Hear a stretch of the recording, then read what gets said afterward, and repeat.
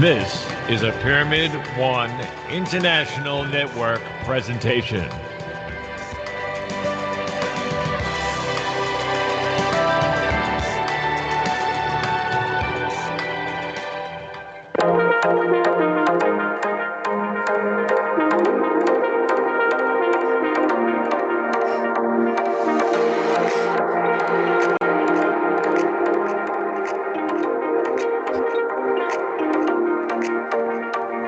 Hi, and welcome to Pyramid One World Radio. Let me tell you about the host coming up. His name is Dr. Randall George Nozawa. The doctor was blinded after two tragedies. Nozawa's will to live a full life continues undeterred. The doctor is living proof that a person can do everything right, only to suffer horrific events that stymied decades of hard work and left him blind.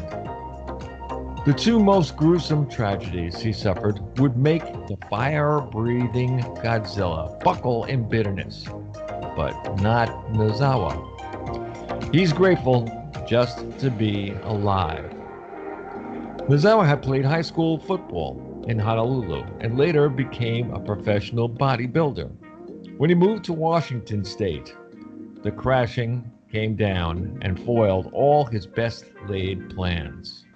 It was the first of two tragic events that would change his life forever.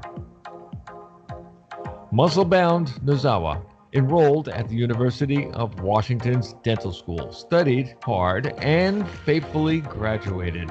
Yet years later, after opening a handful of dental clinics, when he could finally afford the lifestyle he had always wanted, a tree came crashing down on him. Dr. George Nozawa says, "I am here to help you make the most out of bad situations. I was brutally harmed by two violent acts and should have died 2 times. I had to lose both of my eyes to see how to teach myself and others how to overcome the worst." Now, I'm sure you cannot wait to hear the doctor. And if anyone wants to get in touch with the doctor, here's a way to get in touch with him. Just email him at Mirabelle, Mirabelle .nozawa, Nozawa @gmail.com. Now, let's bring on the doctor. Be the change. There you go, Doc. Hi, Bob. Hey, Boy. What's up? Hey, lots going on in this 2021 year, and we can have just 24 hours of continuous show if we wanted to talk about that. But we have a very special guest on, and the name of the show, Be the Change. And thanks to you, I have a show. And with this Pyramid One audience that spans 132 countries, and we get to spread good messages. We get to spread good all around the world. And with our guest there, and I'm so glad that he responded to my inquiry. But Lawrence Doochin is not only an author, an entrepreneur, but he is a life warrior, like we are, Bob. And welcome, Lawrence. Thanks for being here. Thank you, Dr. Nozawa, for having me. I really appreciate it. No, well, you see, when I look for guests for the show, I wanted to match the theme of the show, Be the Change, because with what you experienced, and I'm saying, you explain it in your book and all that, but what I look for is the backstory to folks, what has happened to them, what they did with those experiences, and how that shaped their identity. Because we'll talk about this here in a minute, or I'm going to let you talk about it. You could have gone the other way. with everything that happened to you, you could be bitter, you could be angry, you could be constantly living in fear, you'd be constantly adopting that victim role. Woe is me, and all that. And what you did was to say, no, I'm not going to do that. I'm going to be my best self. What you've done is to change, transform your worst adversity into your greatest opportunity. And that's why you're here. And that's why for you, you touch so many people, not only your personal life, but everyone that meets you, but through your book. And I'm so just honored and glad that you're on the show here. So, Lawrence, take us back here because, I like people's story, especially their backstory, to your childhood. And, Lawrence Doochin as a child growing up, what happened to you, and all that's transpired, not only emotionally and spiritually, and what prompted you to make this change and to write this incredibly just descriptive book. So take us back to your childhood and tell us about your life and come current. Okay. Well, first off, I want to say what you said was very well said in terms of making, lemonade out of lemons and not being a victim. And certainly I have a great respect for you as well, having done the same in a very difficult type of circumstance. But so mine is a different type of vehicle, as I describe in the book. There's different, things that happen to us. My experience was one that I traced back to sexual abuse by my mother, which happened during puberty. And that's certainly, it's not ever a good time for it to happen, but certainly that's a very difficult time because you're trying to understand love. You have a lot of sexual energies coming up during those years. And so I came out of that experience with a lot of fear, a lot of guilt, a lot of anger, a lot of shame, depression. Although I didn't really know these things until later on, but certainly in my 20s, I was an angry person, somewhat depressed person, definitely fearful. And I had many what I call dysfunctional relationships. And that, moved into, I got married in my early 20s, and that moved into when we had children, that also moved into those types of the relationships with them and certainly with other people. And so I tend to look back at that time, and I was basically asleep at that time. And so I trace it back to my late 20s, early 30s, when I say that God awakened me to this this this unhealthy set of patterns that I held and that I needed to work on. And that's where I do refer to, at the time I saw that as both the healing as both an emotional path and then also a spiritual path. I came to know after that the emotional path and the spiritual path are the same path. But going back to your question, that was a formative experience for me in terms of having to come back from a trauma and having to see who I really am as a person, much more than just the experiences that have happened to me. Oh, that is wonderful. And because well, just by the nature of the show and just from knowing Bob, uh, is that for a guy like you, you in your early 20s, you got married and had children and all that, and I don't think you're healed yet, myself, because with this kind of childhood trauma, it's one of those adverse type of deep-seated subconscious pains that it just doesn't go away. You don't shrug it off, and so what you do, you held it inside. So, well, with your new family and who you are, as an early 20s, what did you do? Why did you choose to overcome the fear, overcome the victimhood, and to try to discover your true self, your true identity? Was there a tipping point for that, or what did you do? I mean, I think there was two tipping points.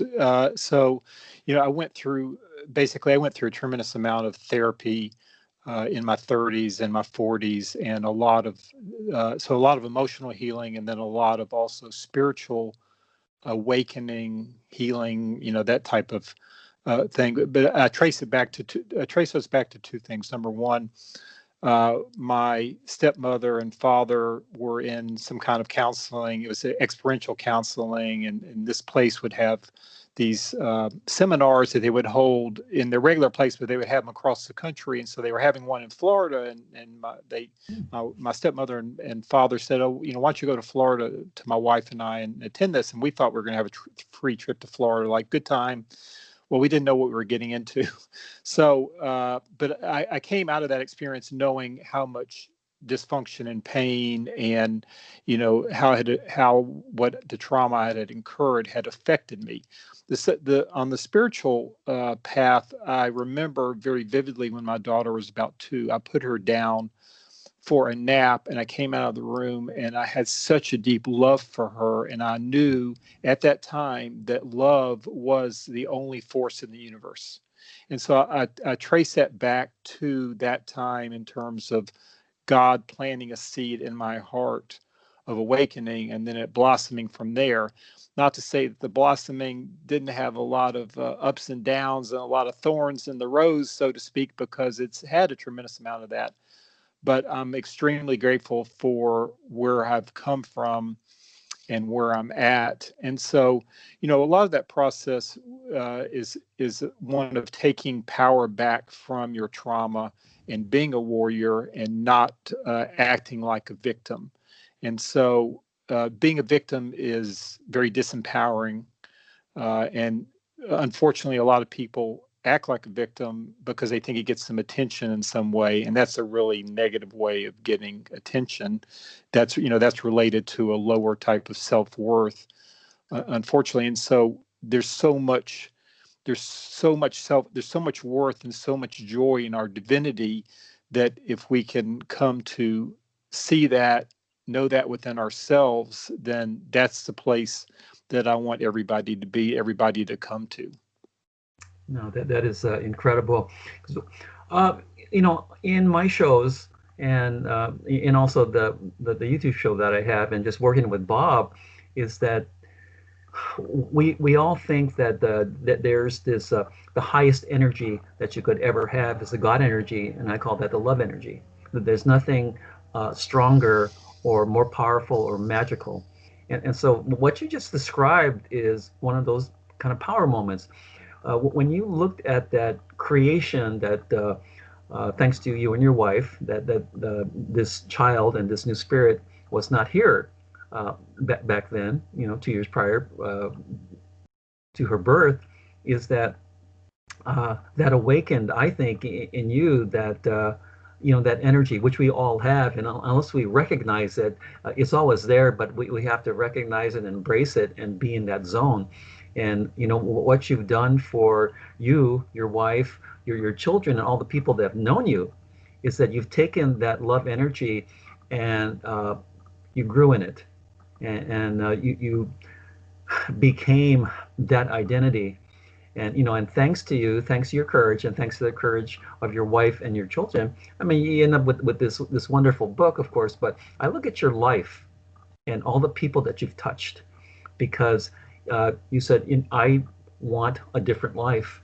I want to be the best that I can be. I have so much love in me, and you said yes to yourself, and that's an incredible thing, and not only in business, but individually, and especially in relationships, because now you have a family, and you're a big part of that family, and they go how you go. And so explain that also about how your kids grew up and what you did, and also where your wife played her part. What happened in the development of your children, and also how your wife had come to know all this, and how she developed also. Well, I really believe that we are multidimensional beings, and we're experiencing many realities at the same time. And so we choose to be in this reality and to have certain experiences and to have the people around us who can help to act as mirrors for us and who can help us grow. So my wife and my kids help me grow, and I do the same for them. And they're going to be they're going to trigger us in certain ways, and we have to be willing to take a look at what those triggers are bringing up in us and to want to heal those things. So for sure, it's funny because we talk about, and we talk about this openly, like our oldest daughter, we have 4 kids. Our oldest daughter is what we probably got the most dysfunction, because she was born at a time when we were still basically asleep and unaware and in a lot of dysfunctional patterns. And so those were changing in the 30s. And then, so it's kind of like a progression in terms of what they receive from us in terms of just, not necessarily unconditional love, but that's definitely one thing, but just in terms of modeling healthy patterns, modeling healthy relationships, having open discussions, living from an open heart. And, I don't, the things that happened back then, I know I was depressed a lot of that time.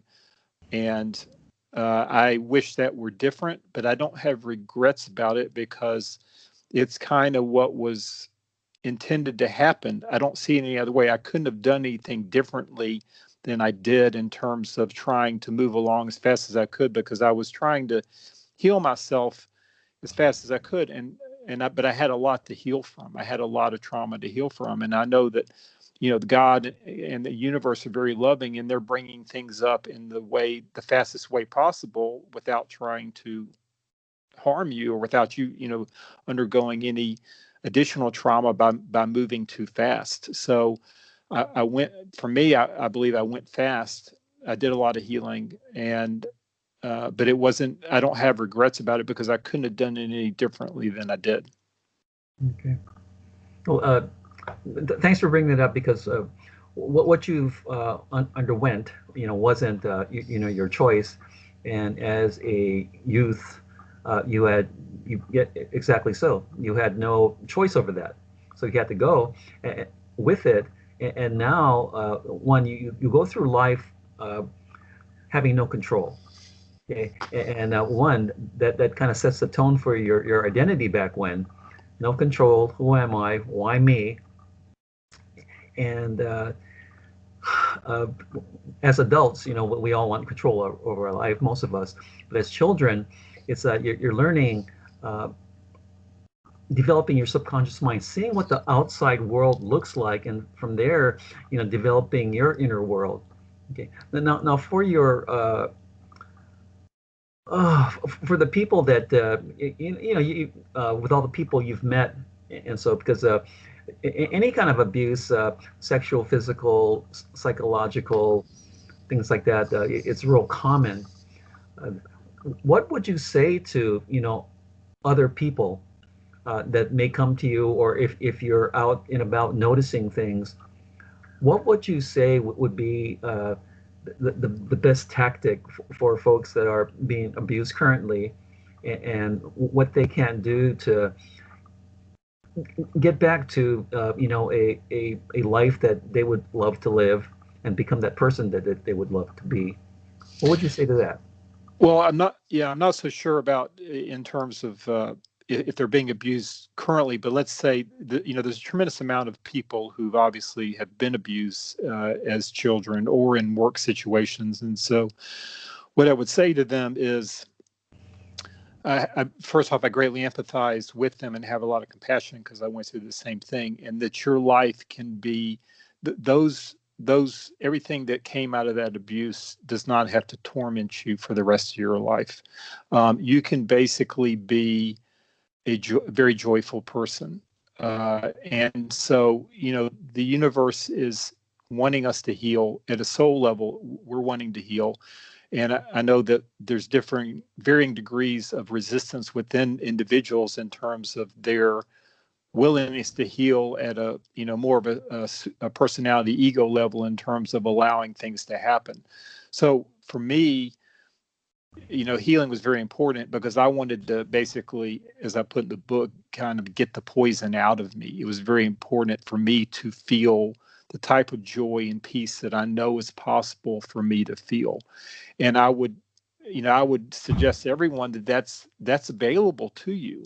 And in order to do that, you've got to be willing to follow the steps that the universe brings you in order to create healing. And that's going to be a customized program for each person. That's between them and God, basically, and what works for them.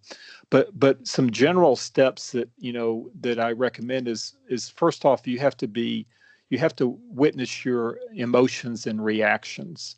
You have to see where you're getting triggered. So, for instance, we are rarely angry for the reasons we think. Usually behind anger, there's fear, there is guilt, there is sometimes sadness. Carl Jung, who is the father of analytical psychology, said that projection is a very common phenomenon. So there's projection happening everywhere. So when we're judging other people, that's a projection of our self-judgment. When we're blaming others, that's a projection of our guilt.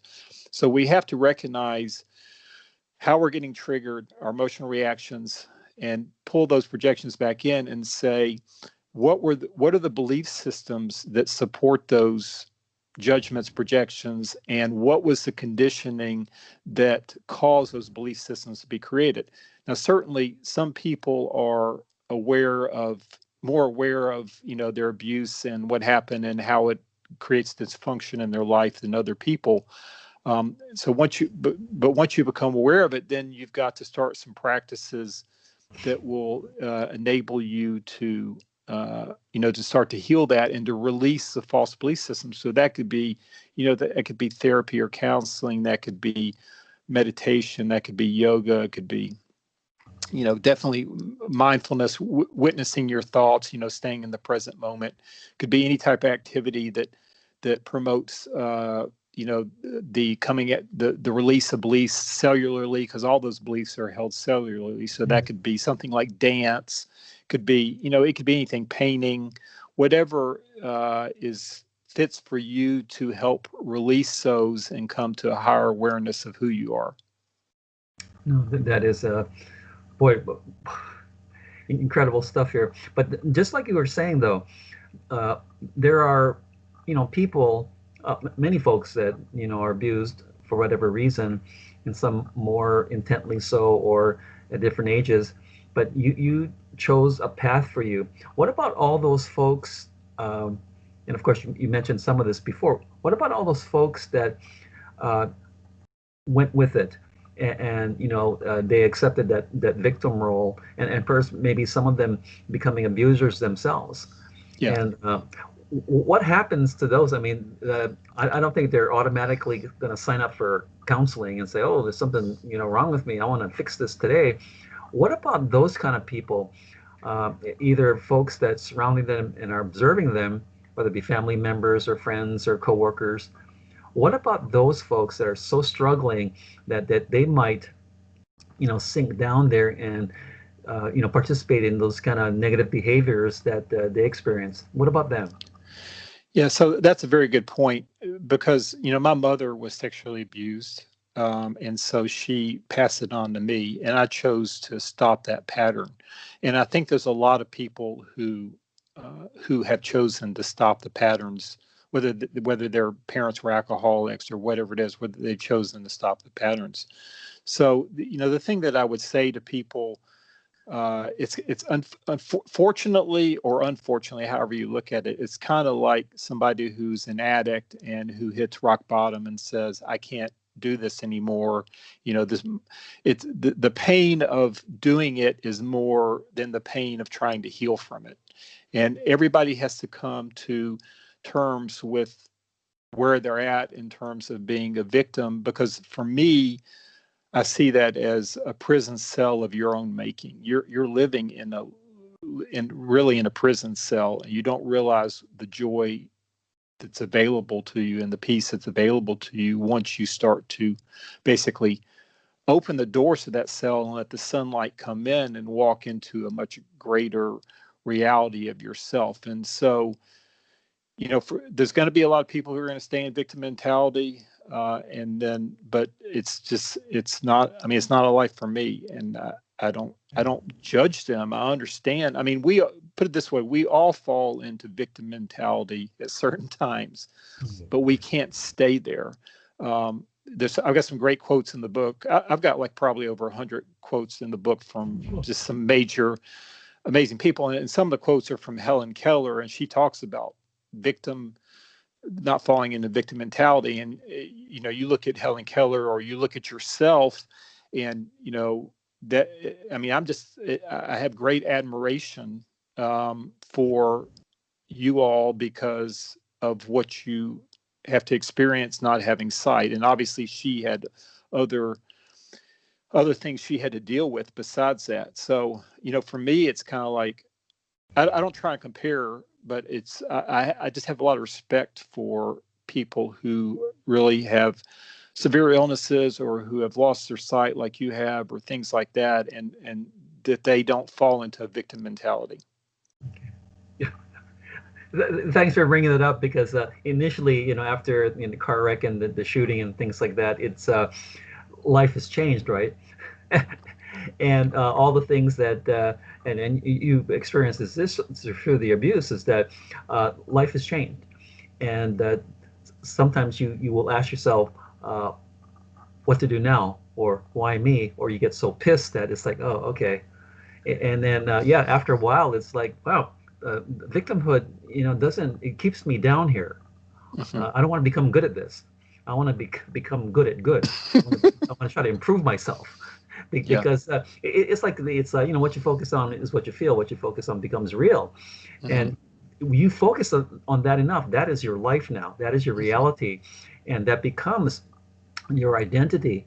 Now, did you did you speak about this, or have like family meetings with your wife and your children, or do they all know what has happened to you and what has gone on? How did you deal with healing yourself as well as raising your children? Was this ever discussed with them? Yes, it's been discussed extensively. And so, I started off with obviously a therapist, and then the next person I told was my wife, and then there's a close friend of ours that I told. But also, and I was shameful about it for a long time. So I didn't even discuss it with my father. My parents were divorced, had been divorced for a long time at that point, or my brother and sister. And then I did that, and then I started discussing it, to the world.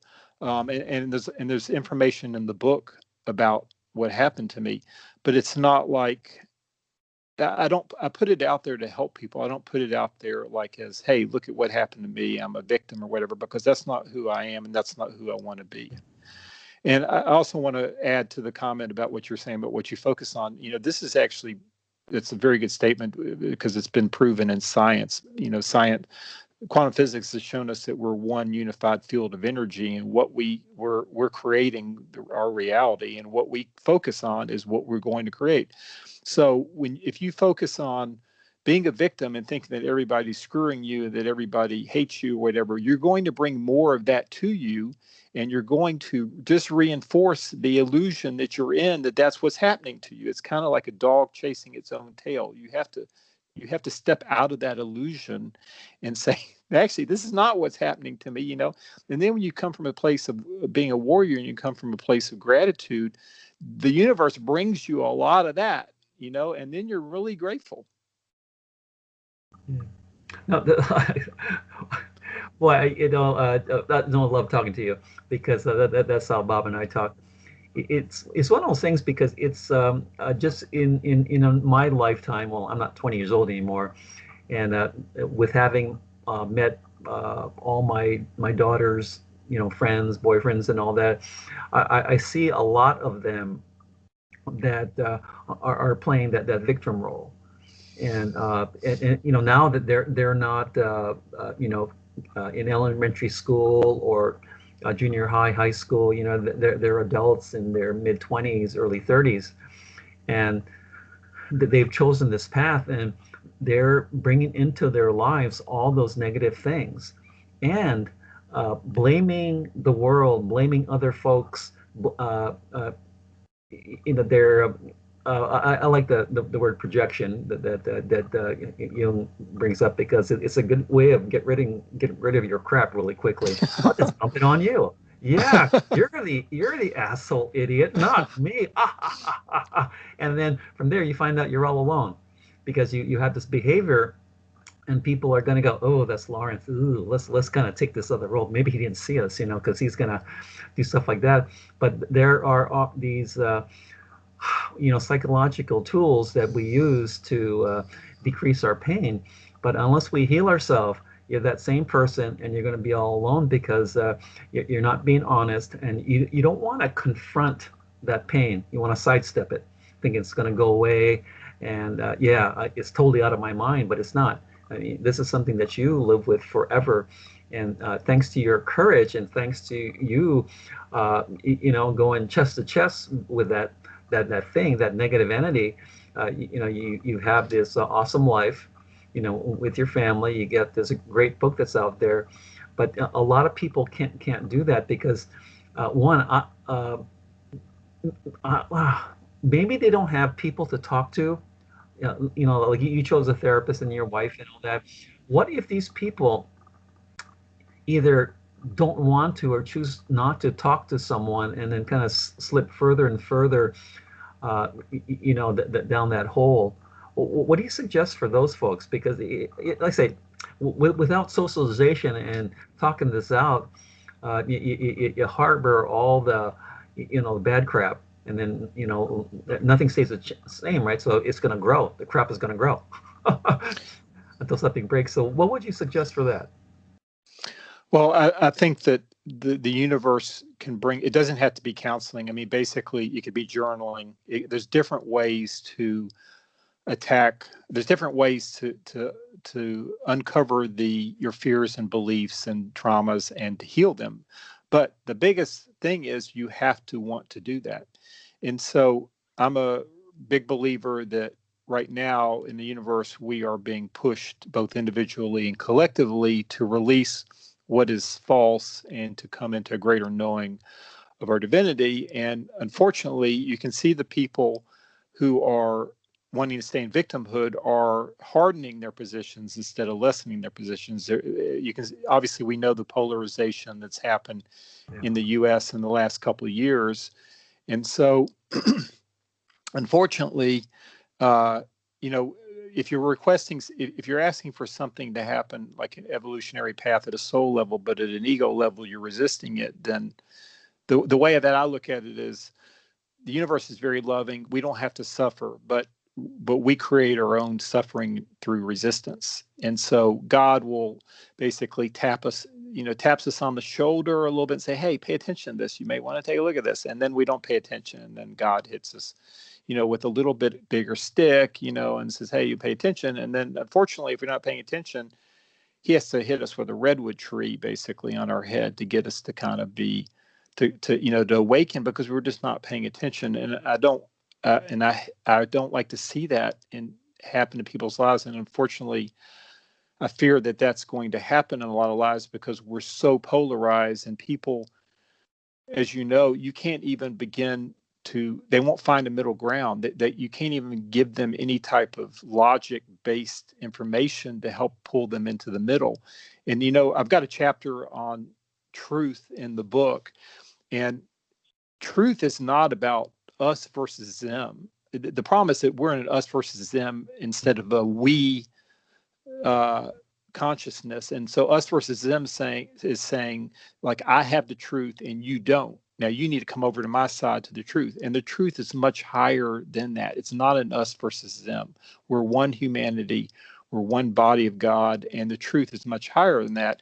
And so people, I think some people are awakening to that, and some people are hardening their positions. The ones on the edges, whether that be what you call conservative or liberal in their views, and that could be views around politics, technology, health, anything, they're hardening their positions on the edges, and that's to me, that's a reaction to what's happening in terms of a lot of God energy coming into our consciousness and into the earth to help us to evolve. I just want to jump in for 1 second. Lawrence, you did quote something by Gandhi that caught Okay. my eye, and that when I saw it, it was right up my alley all the time. It says truth is by nature self-evident. As soon as you remove the cobwebs of ignorance that surround it. This is something that we're trying to do. What we do it on this show all the time. A doctor does it all the time. I do it on my shows all the time. This is just like what you said, which is what you really hit the nail right on the head. It's the awakening. It's making people realize there's more. It doesn't matter what more is, but there is more. Don't stay where you are. Continue. The universe is a big universe. There's a lot of things you can do. God is strange. JC is my buddy. A couple of times, and then he touches me right on the shoulder. And all of a sudden, well, there's the idea. That's what I want. That's what the doctor knows it right now. We have another channel coming out probably February, the end of February, called the Hope Channel. Yep. It's where people, just like on Zoom, but I can do it right here on Skype, can call in from anywhere in the world and tell me what's on their mind. But while they're telling me, they're telling maybe 20, 30, 40 other people. They could be going through the same thing at the same time. So it'll be a mass way of awakening people who normally wouldn't either care, not think about it, or sit in their own mess and not get out of it. Yeah, that's really powerful. I'm so glad you guys are doing that because, see, we don't know. We're like one tree in a forest, and we don't know how far the forest extends and what all the other trees are, and so we have to do our part. We're God's hands and feet, and we have to do our part and trust God to do the rest. So the way that I always see it is it's kind of like, we're preparing a big dinner party, and God gives us the recipe because he tells us, okay, here's what I want you to do to be of service. Here's the recipe. Here's how you set the table. And, we set the table, we cook the meal, and God invites the people to dinner. So it's kind of like when you do this Hope channel, you don't know who's going to show up, but God's going to bring some people who need to hear the message of what you're saying. And so, like on this broadcast, we don't know who's going to show up, but somebody's going to be helped by this broadcast. Yeah. And so we just have to give control. We have to just release to God and know that we're going through hard times and that but there's a purpose behind it.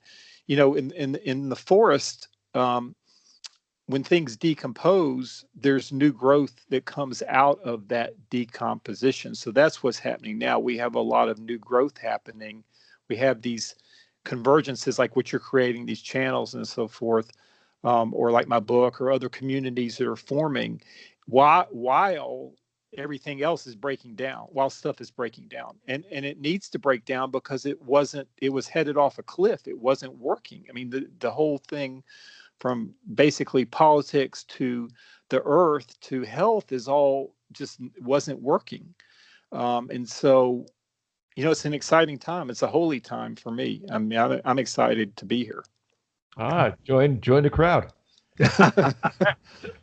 No, even being working with Bob has been a joy for me because one, he besides the business aspect of running a channel and all that, he thinks with his heart, and the guy's always doing stuff larger and larger to include more people because he wants to help, he wants to heal, he wants to bring good.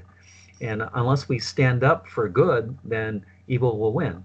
So we have to stand up for good and say, so why it's just synergistic and appropriate for you to be on the show right now is that look at our 2020 year.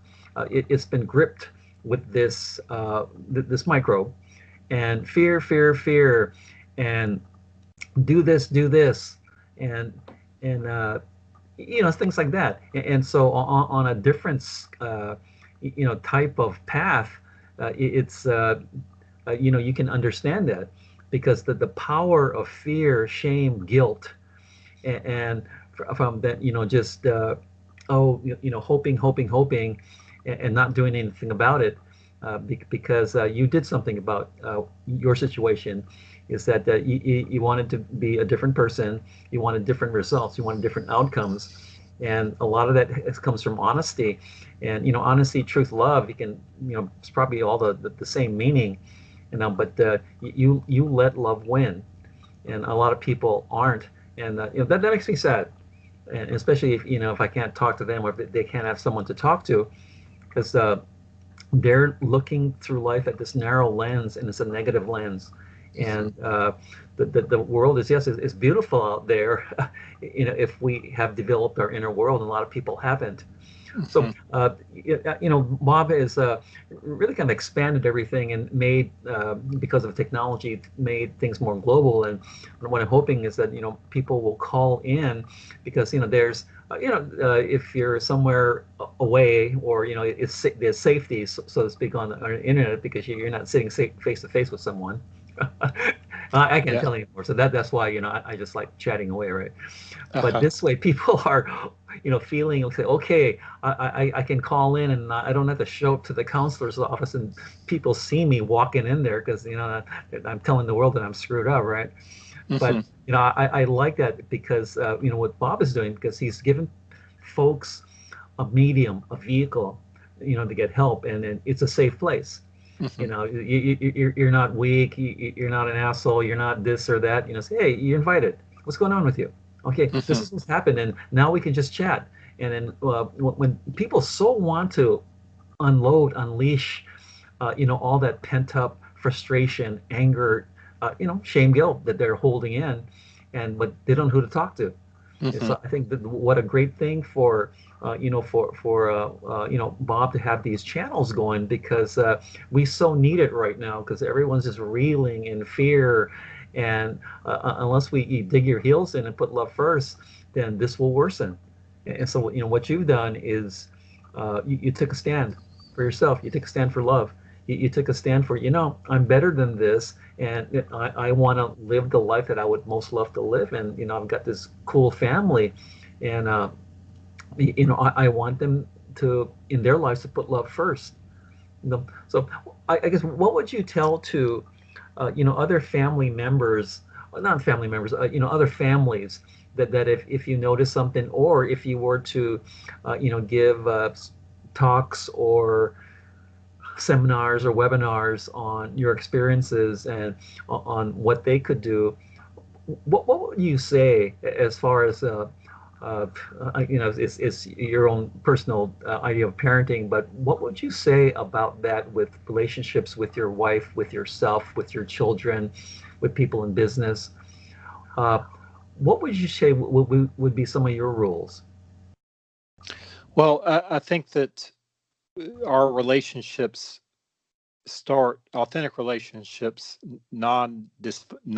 or let's say authentic and healthy relationships, start with knowing thyself. So I think I've got a quote in the book, I think it's Socrates or Aristotle, I can't remember, who says, know thyself. And I think Jesus said, know thyself in some way.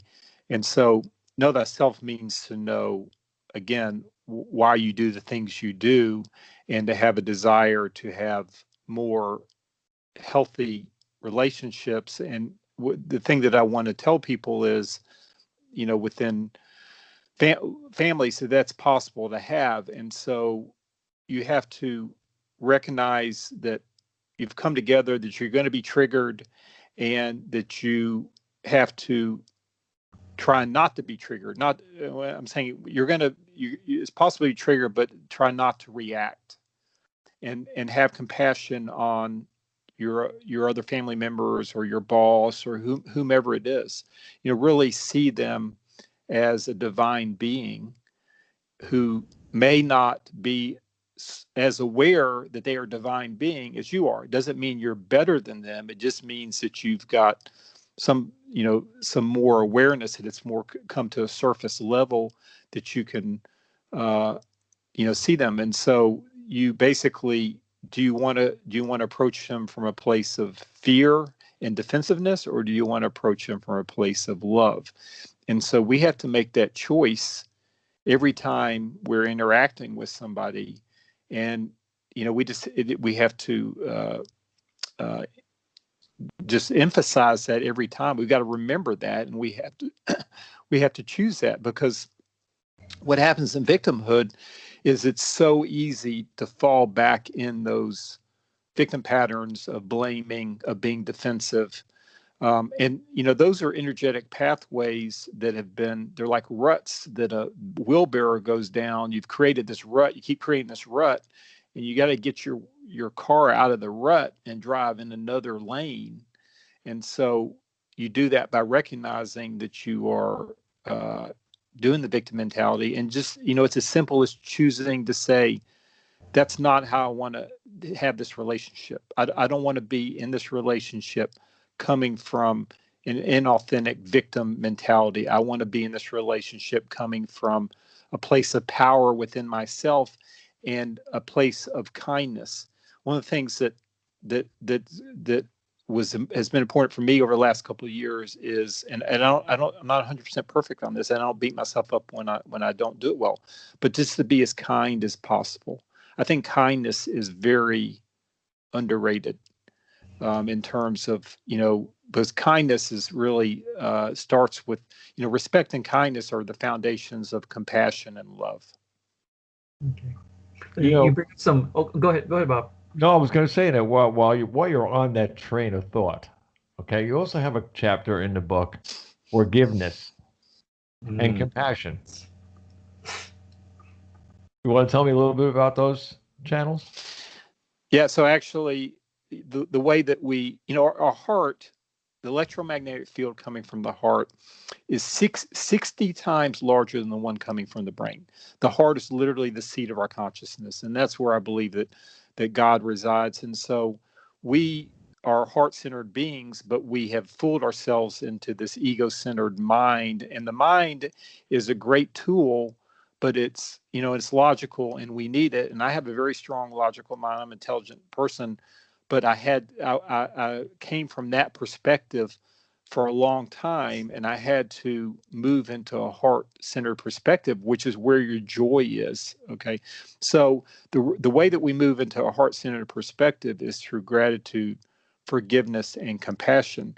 And compassion, to me, is almost like the highest form of love, because compassion doesn't necessarily condone an action that somebody else does, but it helps us to understand how and why they did that action. Compassion helps us to know that we are one humanity, okay? And compassion also will tell us, like, if we, first off, if we're judging somebody else, we can ask the question, would we like to be judged in the same way? And if you're honest, you'd say no. So you don't want to, you don't want to judge somebody else. And compassion also helps us to see that if we had the same set of experiences that somebody else had, we might be doing the same things or saying the same things they are. Okay. So we can't really, we can never really be in a place of judgment, because we don't have enough of the information to judge anything accurately. Only God does. And I don't believe that God is judging us. I believe that God loves us. So I think judgment is really a very false construct, but judgment comes from the mind. We blame others, we judge. So compassion is really important to help open up the heart space.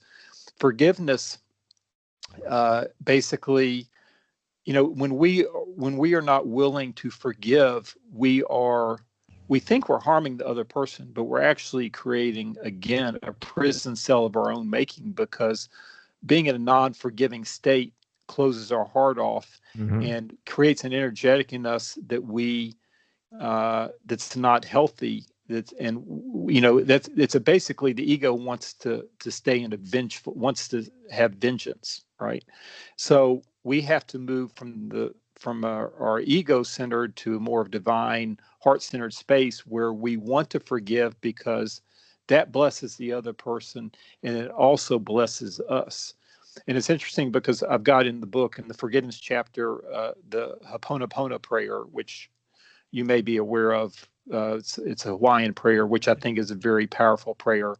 It's a 4-line prayer, and you can say that. And when you say that and you say it with real authenticity, you can feel the energetic release in your body. But you have to overcome, the ego is always going to say, oh, that person doesn't justify forgiveness. You have to push through that. Everybody deserves forgiveness. Yeah, but to the end of the book, and that you have a chapter called technology. Now, what are we hearing all over TV, radio, newspapers, everything right now? I mean, your book was right on. I mean, you couldn't have smacked the people with it any better than you did this time. But the idea in that of technology, what's your idea? But my idea of technology is it's something that was given to man to allow him to be more than he is. In other words, be more, but make himself known to more people. That also brings in the forgiveness, the compassion, love, etc. I mean, Mm-hmm. we have to consider ourselves in those means. But there are people that threw that out the window and made technology instead of a God-given invention for us to use as an extension of ourselves. They made it a tool to use. Mm-hmm. Now, how they use it is their choice, not our choice. Our choice is how we use it for ourselves. Like I said to and many of the doctor's shows, once you love yourself, you can love the world. Mm-hmm. It's a one-step thing. Same thing with technology. Technology is something that everyone can love, but it's not something people have to ruin. Mm-hmm.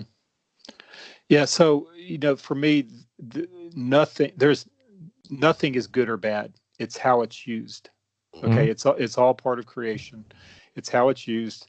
And so technology can bring us together in a lot of very powerful ways, but it's also a tool of the of corporations to make a lot of money, and so a lot of the better purposes get uh, thwarted, so to speak. Mhm. And so, the technology chapter, I was guided to put that in there.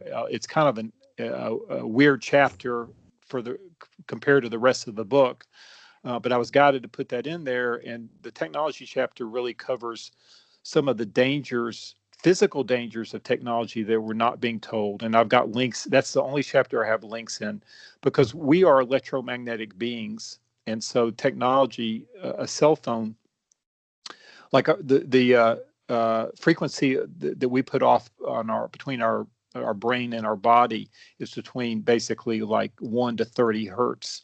A cell phone puts off a technology of over 1 billion hertz.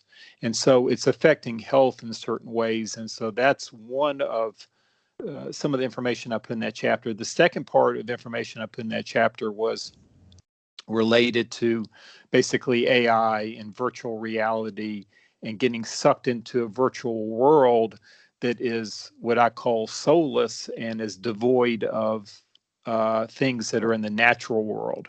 Feelings, yeah. Yeah, Yep. exactly. One of the things that you were talking about frequencies before, wouldn't it be nice if everything was 528? Yes. Yeah. I mean, it's like, ooh, it's like, wow. I mean, many, many years now, I played music for 39 years. And I wrote tons of songs and a lot of things like that, all music though. And one of the things that I always tried to do was I tried to steer the heart of the music of the store of the song itself to 528. I Uh-huh. tried to go in that direction because people that were listening, I was subliminally programming them as the Yeah. song was done. Yeah. And that Yeah. was so cool because I knew something my whole audience didn't know. Yeah. You I know? mean, frequency is the basis of life. Everything is science has shown us that everything is vibrating energy. It's Mhm. just vibrating at different frequencies, and so we are the biggest we are not separate. We see things as separate, but there is actually nothing that is separate, and science has shown us that. And that's what all of the mystical people and different religious and spiritual traditions have always told us, that basically everything is one. And don't forget our whole body, and that is frequencies. Yeah. You can actually be cured by a biofrequency fed back into you.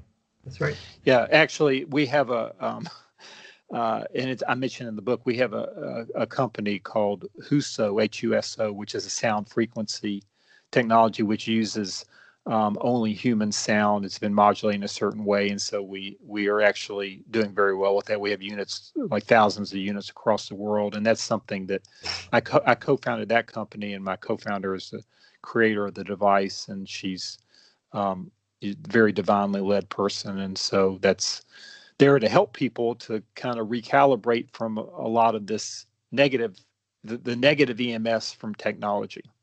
That's free. That's technology on Red Bull. Yeah.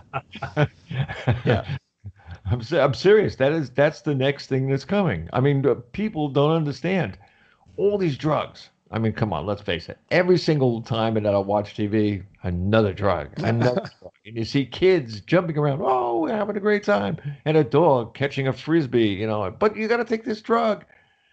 You know, does anybody out there understand that the chemicals don't change? They don't come out with a bunch of new chemicals. They just take number A chemical and put it with number B and go, oh, well, this one here is A and this one here is B. Let's make a C. We'll just put these two together. Uh-huh. I'm serious. I mean, that's why the names change. It was the same drug last week, but it didn't have number C in it, you know? Yeah. I mean, come on.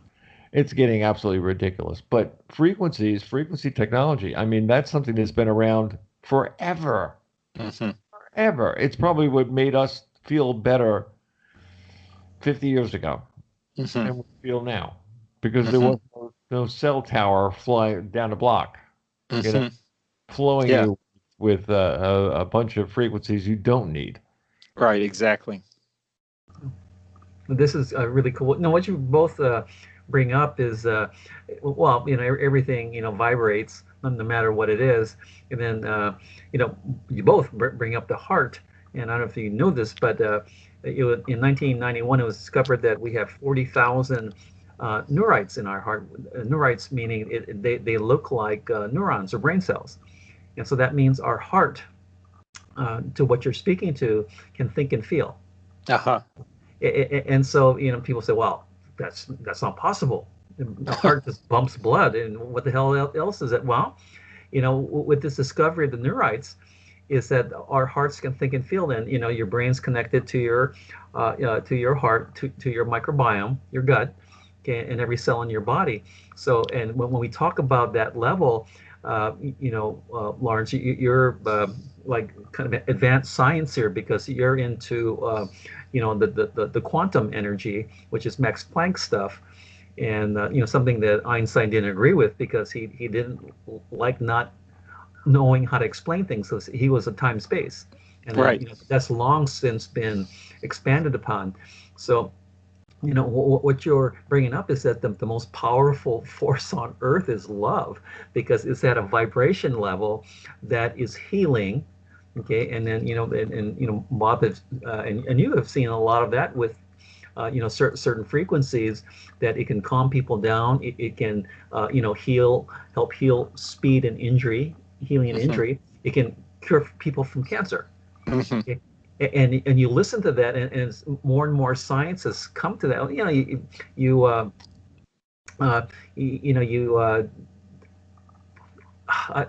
you have these frequencies that heal, and it can relax you immediately. It can cure whatever's out of balance in you.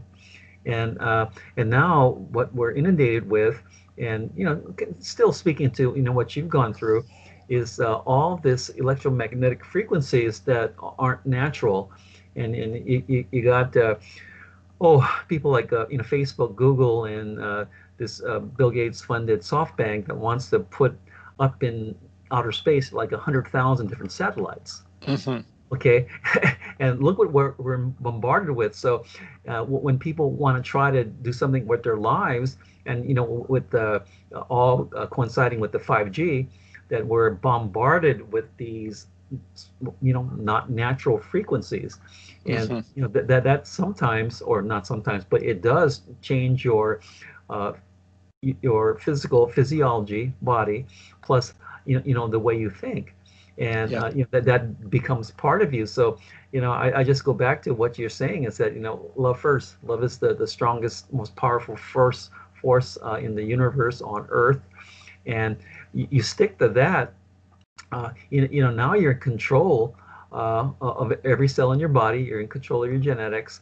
You're controlling uh, what you feel, what you think. And you're right, spirituality, emotionality, basically the same thing. And those are all God gifts. Hmm. And, I'll ask you this too, like, you had to go through that trauma that you did not, you know, ask for, and you turned out this way. Knowing that now, if you never went through that and you just saw your mom and dad doing what they did and all, how would that make you different than you are today?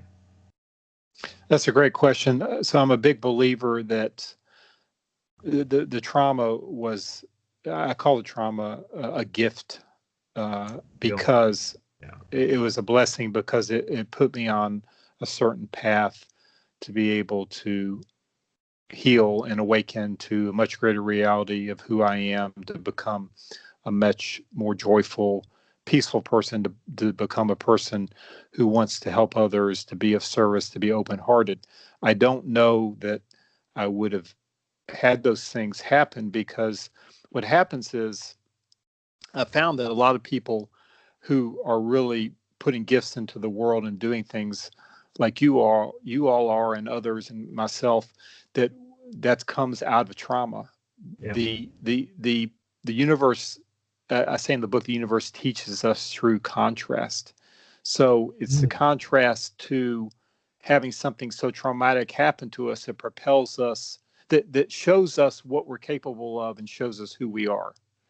And so if you don't have those things happen, then you may not, you may just be complacent and happy with your life, and you don't, and there's nothing to spur you on to keep moving to a higher level. Oh, there you go, doctor. Was that No, the fastest hour you ever had, or no, plus? I can talk to you guys forever, because I talked to Lawrence here. It's like I'm talking into a mirror and all that. He's just well, you're a personal development master, okay, and you're an energy master, and and so is Bob. So that's why I can talk to you guys forever. And I guess my thing is, how do we convey this to the rest of the populace? Because everyone's so driven by fear, fear, and then now it's a lack of money, lack of control over, life, and so, but no one talks about love. Just Hmm. no one talks. They said, oh, let's put on your mask, but distance yourself, or yeah, go broke, but at least you won't, die from a microbe and all that. But no one talks about love. Hmm. How powerful that is. So what you bring here, Lawrence, is you're the kind of leader that, and I tell Bob this too, is that the kind of leaders we need in the world. We don't need politicians. We need leaders. Politicians mean that there's win lose. Somebody loses. Right. Right. I don't think that's necessary, because I don't see any reason for that. It is much more rewarding for win-win, and much harder, because how do you create a world that works for everyone, leaving no one behind? That's really tough. Hmm. You Hmm. got to think about it, as opposed to, oh, let's do this. Yeah, if you're a billionaire, you don't have to pay taxes. Okay, that's Hmm. fine. That's good for them. But what about the other 99%? Okay, Hmm. and how do you give them hope? Maybe one of those guys want to be billionaires too. I mean, how do you encourage that? But it's like it's for all of us here, we're kind of dedicated to a higher purpose, and I tell you, there's nothing more rewarding, than that. And I don't like being blind. I just don't like being blind. But it's made me, like you, make a choice do I want to be an asshole and a kind of negative guy, or hey, what's disguised in this? Why am I still alive? Hmm. Okay. And then I get that, have this great show that Bob's let me have. I have this wonderful YouTube show, and I've met so many wonderful people, and I want to do great things in my life before I die. You see, and one of them was I got to meet you because I thumbed through all those listings of people that want to get on shows, and I saw yours. I go, wow, this is really interesting. Who is this guy? My gosh, I got to meet him. And now, with you here, and thanks to Bob and Pyramid One, you're in 132 different countries, and you have all these people listening. They mean, and this is actually call-in show. Not many people will call in, but many are listening to you because they're going, oh wow, look what he's done, or that's happened to me, and what do I do next? Maybe I should get that book, you know. And so you change lives from what you've done, and because you went that other way, you say, I want to be a better person. I want to get in that high energy zone, that love zone, that God zone. And you've had these great daughters because of that. You're a great wife, and look at all the wonderful things you've done in life. And with all the news out there, the headlines, just rioting, revolution, killing, and cheating and things like that. We forget that love is the most powerful force in the universe, and then that's what you bring, Lawrence. And I'm so glad you got to be on the show. Well, I'm so grateful that you had me. I really appreciate it, and I have such respect for both of you. And you're using your gifts to help people, and we're a community of people, that God's called to help people to awaken to their greater reality of who they are, that they don't have to be victims, that they can, that God loves us, and that we are love. So thank you both so much. We'll have to have him over on the Hope channel. No, I was just thinking about that because I knew you were thinking about we that. need stuff like this, and maybe politicians will call in. They're probably too busy, They're getting allowed. lobby money. They can come. But, Hey, we don't close our doors to those but people. that's right. I'd like them to call in too, because I think they've all forgotten that that's the most powerful force. And if you want to serve the people, then serve them all and not just some. And if we dedicate to a higher power, we have a pretty good life here. Oh yeah, we do. I mean, that's what we're supposed to live. I mean, Jesus told us this. I mean, he told us exactly, that we're supposed to have heaven on earth. I mean, and that the kingdom is within us, and that we have all the fruits of the kingdom. He couldn't have been any more clear, and he said we are love. So, and God is love. So, I mean, it's not like it's a rocket science thing here. Jesus told us what it was. No, yeah, it's not, because heaven is not somewhere you go. It's right here. It's within us, and we share it. And when you get down to that quantum atomic level, we're all about the same, and we're all vibrating, okay, like that. And we can choose how we vibrate. And like I said, just so glad that you're on the show, and want people to buy your book, and for you to keep on doing what you're doing, because you're a powerful leader, and I think much more influential than you think, compared, to these loud politicians out there that, I want this side of the L. No, I want this side of the L. And then from there they don't talk, or, then I want to sue you, or I want to impeach you. I want to do this to you. I said, whoa, whoa, whoa, if you kind of get off yourself, and get into that higher vibrational realm, that love realm, that love zone, I think we'd be kind of heading in this very positive direction, and especially for our children, because look at the kind of world we're kind of giving to them. Say, Dad, you screwed it all up. I say, not just me.